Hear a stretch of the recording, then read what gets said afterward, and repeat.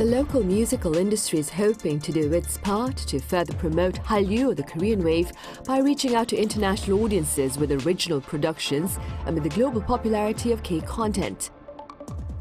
So what is the size of the Korean musical market? What are the merits of Korean-made musicals? And what more can be done to better appeal to the global audience?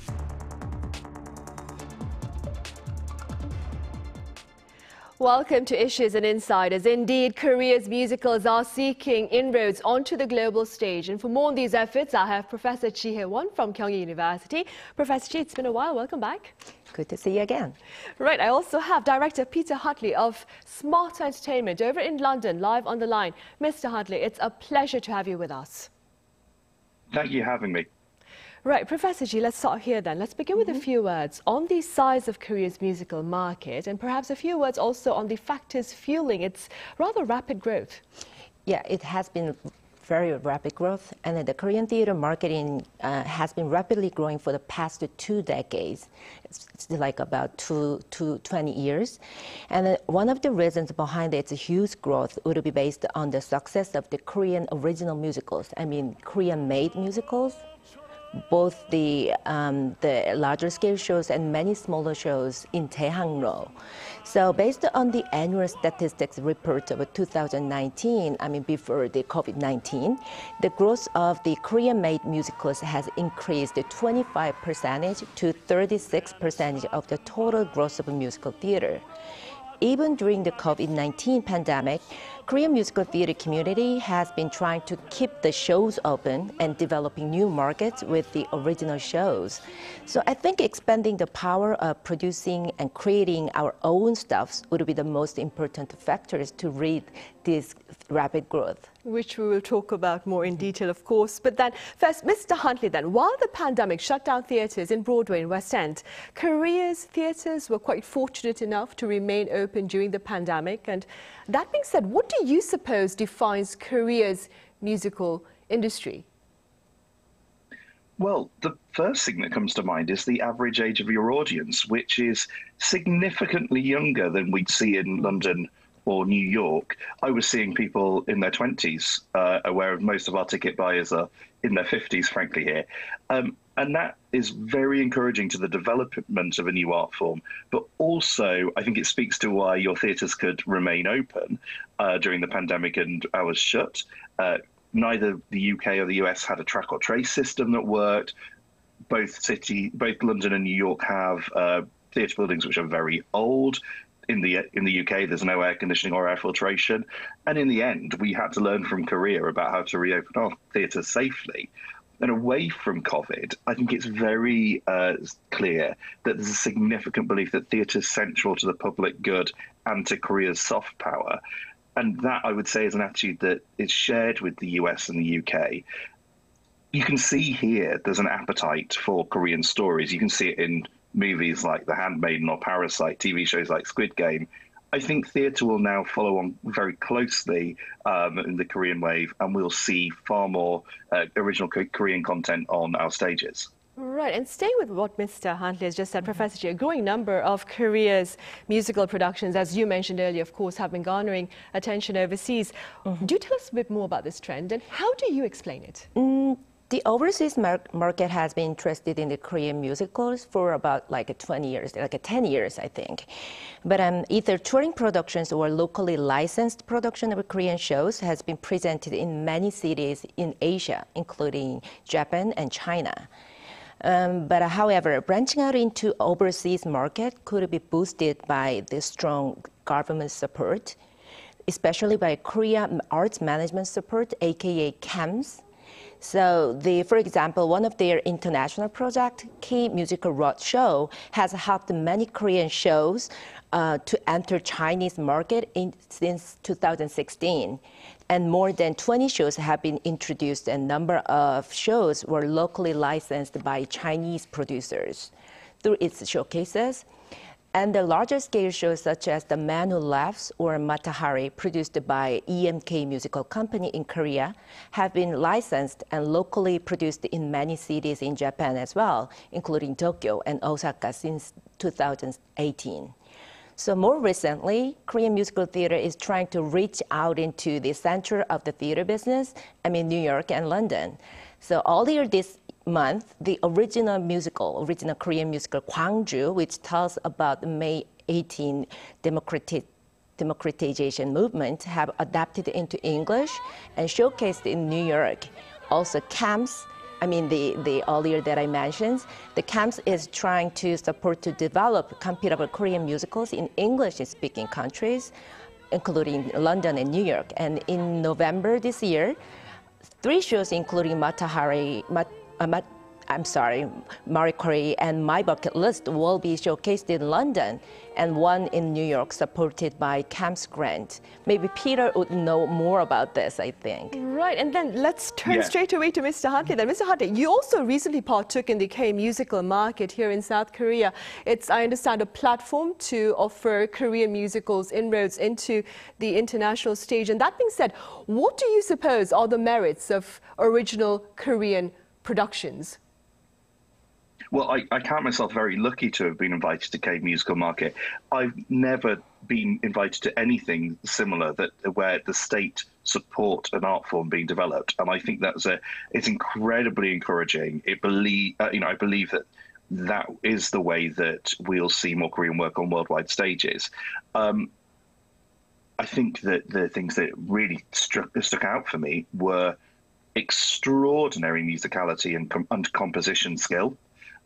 And genuinely some of the best singing I've heard anywhere in the world. The voices were sensational.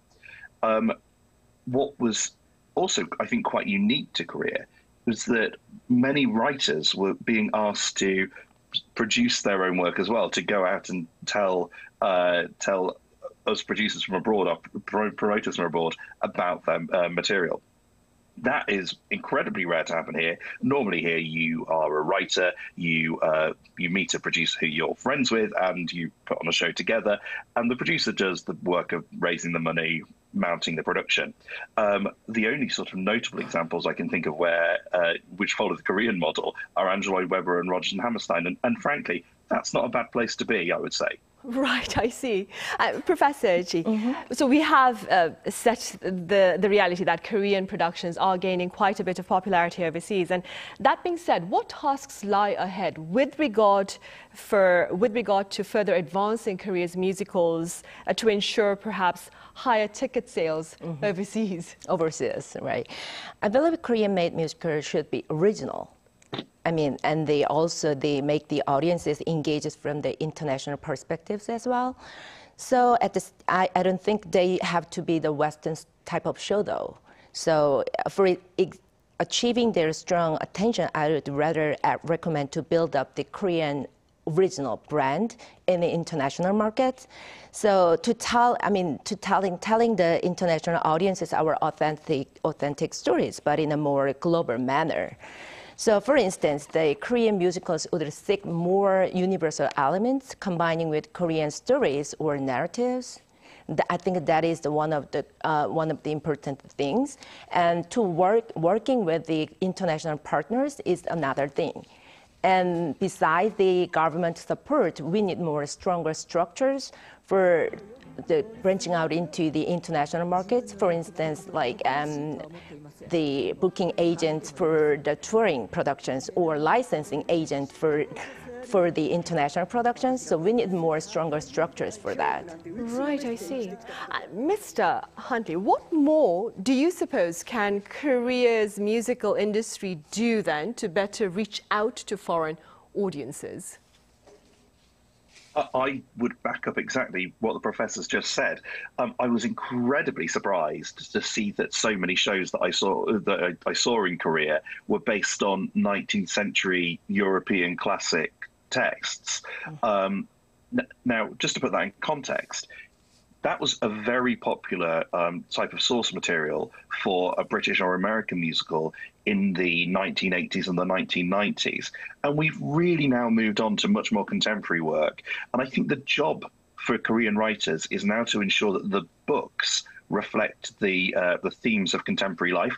In musical theatre, we use the word book to refer to script. So if I say that's what I mean.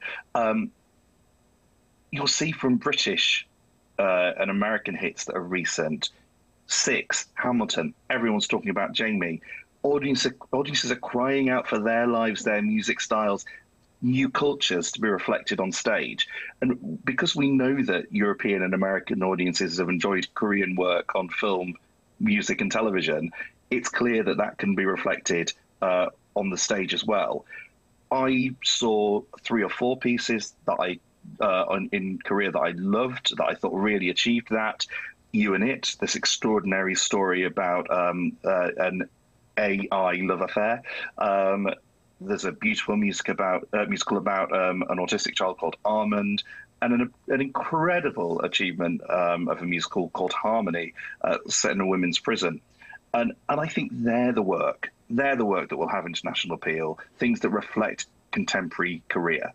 Right, I see. And staying with that, Professor Chie, Korea's contents, like you mentioned earlier, have been securing much global acclaim in recent years, of course. And how can Korean-made musicals, apart from, of course, focusing on books, like Mr. Huntley said, that focus entirely on Korea itself, how can Korean-made musicals seek to perhaps maintain this momentum of global interest in K-contents?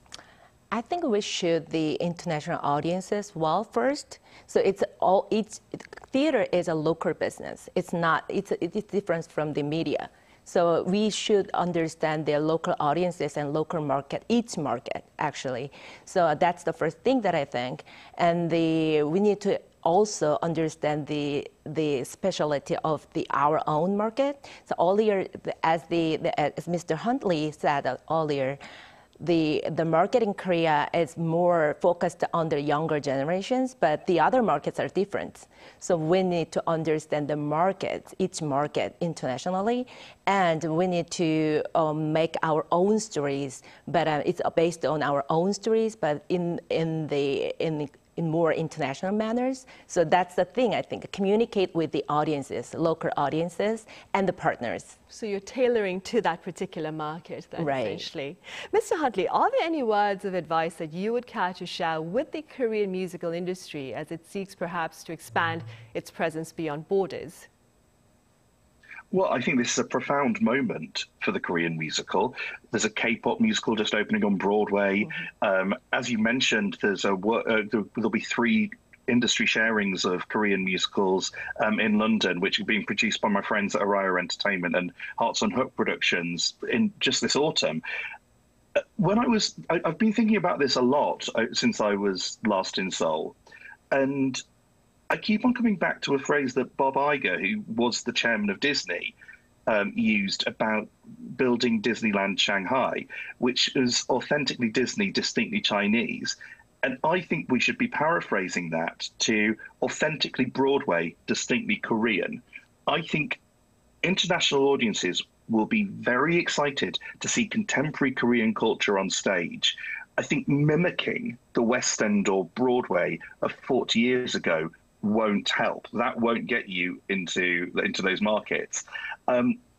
Otherwise, I would really encourage the Korean government to continue doing what it's doing, which is letting artists be artists, really supporting and promoting them, because the work's really good. International success will come. And honestly, based on the work I saw in Seoul earlier this year, I can't wait to see it. I see. All right, Mr. Huntley, thank you very much for your kind words and your insights today. And Professor Chie here in the studio, thank you very much for your time and your thoughts. Thank you. Right, well, that brings us to the end of this particular edition of Issues and Insiders. We'll be back same time, not on Thursday, but on Friday this week. Thank you for now.